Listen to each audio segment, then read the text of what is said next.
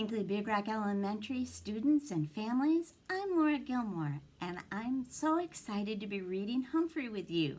I see from the reading schedule that today, Thursday, January 30th, we are reading Chapter 4, The Most Important Man in the World. Luckily, Friday went by smoothly. Sorry to say, Saya didn't raise her hand, but Heidi Hopper did. Amazing. AJ actually whispered. Richie cleaned my cage. I tried to imagine him with a big black mustache like his Uncle Aldo. Later, when Mrs. Brisbane asked him the name of the capital of Kentucky, Richie said, "Hot dog." Everyone giggled, of course, especially Stop Giggling Gail, otherwise known as Gail Morgenstern. "Repeat that, please, Richie," said the teacher. Richie realized he'd made a mistake, so he tried again. "Frankfurter," he said. More giggles, explosive giggles. "Try again, Richie," said Mrs. Brisbane, who was on the verge of a smile herself. Frankfurt," he said proudly. That was the correct answer, by the way. So, you see, it wasn't exactly a bad day in room 26. It's just that I was jittery, wondering what would happen to me when the bell rang. Would I be left alone, hungry, utterly forsaken for 2 whole days? Or would I be captive in the haunted house of Mrs. Brisbane? At last the bell rang, and the students flew out of the door like a flock of homing pigeons in a movie Ms. Mack showed us. Just then, the room mothers stopped by. One was Heidi Hopper's mom, and the other one was Art Patel's. That's Pay Attention, Art. They came to talk to Mrs. Brisbane about Halloween, which was less than 2 weeks away. I didn't know what Halloween was, but it sure sounded scary, especially when they talked about bringing bats and witches and, even worse, cats right into the classroom. Shiver, quiver, shake. What could they be thinking?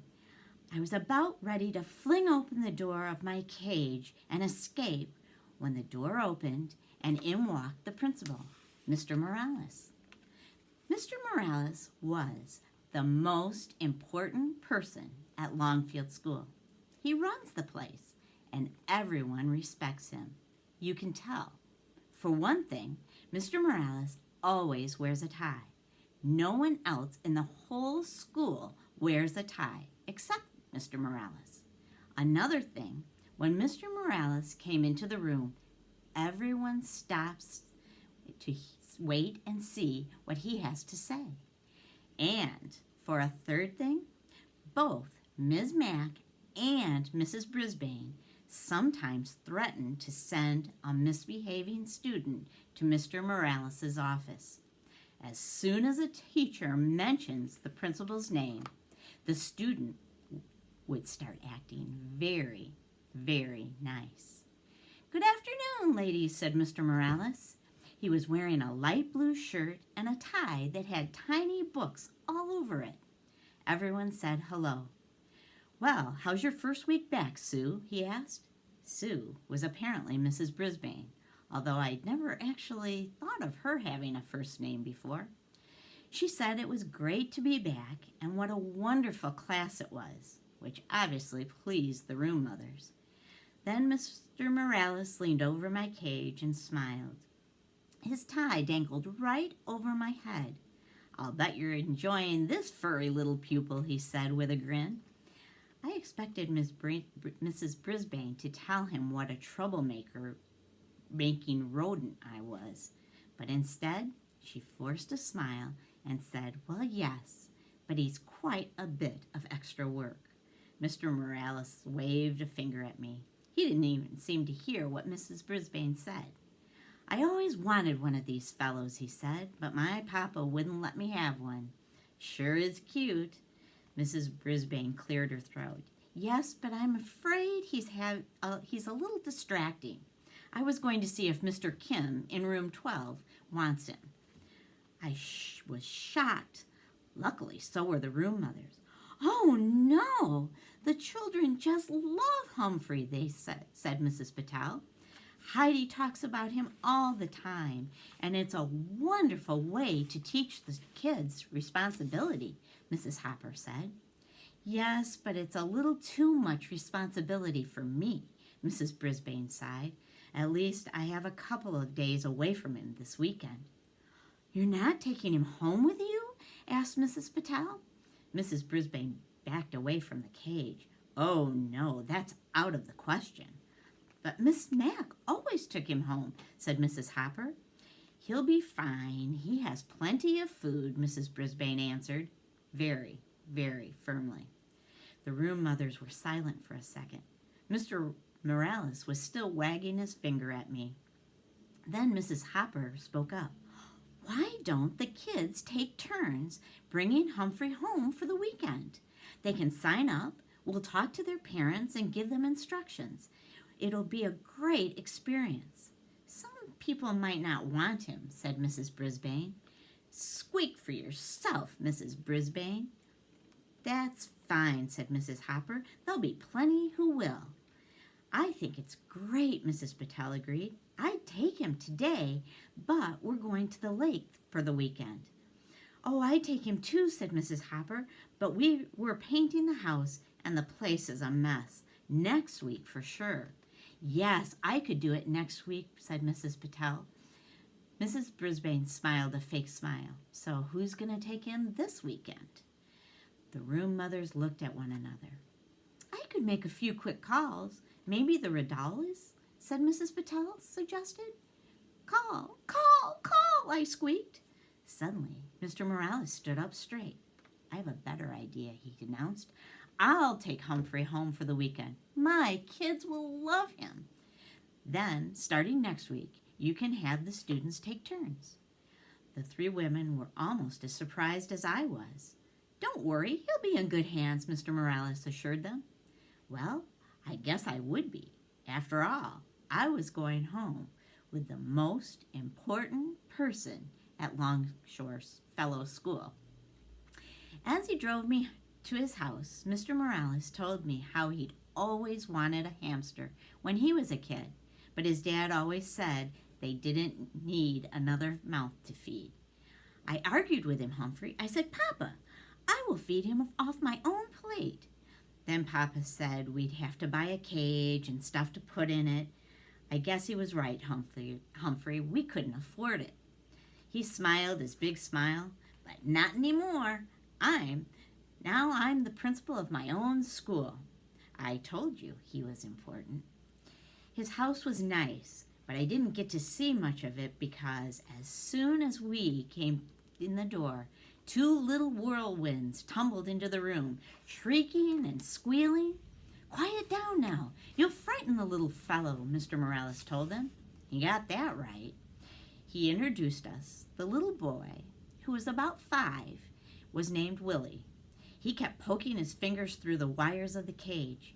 I was about to bite him. Pure instinct. But then I remembered, this is the son of the most important person at Longfellow School. So I didn't. The little girl, who was about 7, was named Brenda. She kept sticking her face up against the cage and squealing. I tried squeaking back at her, but I don't think she could hear me. Mr. Morales tried to quiet them down. He explained that I was the guest for the weekend and they had to treat me with respect. They didn't listen. A pretty lady rushed through the room, jingling her car keys. "I'm late. I have a house to show." She glanced in my direction. "We'll talk about that later. Adios." Mr. Morales wished her luck, and she was gone. Then he carried me into the den with Willie and Brenda clinging to his legs and yelping. My cage was swinging back and forth so much I was getting airsick or cage sick. Mr. Morales set my cage on a table in the family room. "Now, get back and listen to me," he told the children. "I'll tell you about him." "Can we take him out?" screamed Willie. "Can we put him in my room?" shouted Brenda. "Can he sleep with me tonight?" "We can't do anything until you settle down," Mr. Morales said. Bravo, Mr. Morales, I thought. But still, The children didn't listen. The most important person at Longfellow School was not treated with respect in his own house. Willie lurched forward and swung open the cage door. "Oh, there's poo in there," he screamed. Where?" shrieked Brenda. Willie pointed to my potty corner, which I thought was unsqueakably rude of him. "I want to hold him," said Brenda, grabbing me. "She squeezed me so hard I let out a squeal." "Stop," said Mr. Morales. "Put him back right now." She opened her hand and dropped me onto the floor of my cage. Luckily, I landed in a pile of soft bedding. Luckily, I didn't land in my poo.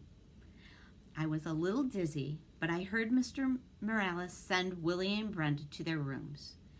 "I will not allow you to mistreat an animal. Upstairs, door shut, no playing until I say you can," he said. Suddenly, Mr. Morales didn't look so important. He slumped down in the chair next to my cage and loosened his tie. "Now you know my secret, Humphrey. At school, everybody listens to me. At home, nobody listens to me," he said. Mr. Morales looked tired. Above our heads came the sounds of thumping and bumping. It sounded as if the ceiling were about to fall in. "They're bouncing on their beds, Humphrey. Not supposed to do that either," he said. He slowly rose out of his chair and went to the stairway in the hall. "Willie! Brenda! Stop that now!" he yelled. Surprisingly, the thumping and bumping stopped. "They listened," I squeaked when the principal sat down again. But the thumping and bumping began again in a minute. "I wish I knew what to do," he said. "Some way to teach them a lesson." I nodded. A lesson is just what those children needed. And I was just the hamster to teach them. Tip 4. Never, ever squeeze, pinch, or crush a hamster. If it runs away, squeaks, or mutters, leave the hamster alone. From the Guide to the Care and Feeding of Hamsters, Dr. Harvey H. Hammer. Well, that's all for today. If you remember on the schedule, we won't read Chapter 5, Plans Are Hatched, until Monday, February 3rd. Happy reading. Enjoy, Humphrey. Take care.